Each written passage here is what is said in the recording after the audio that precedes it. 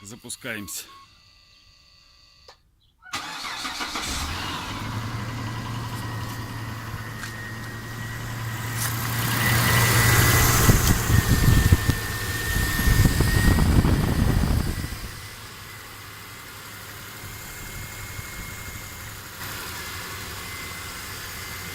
Стука почти не слышно.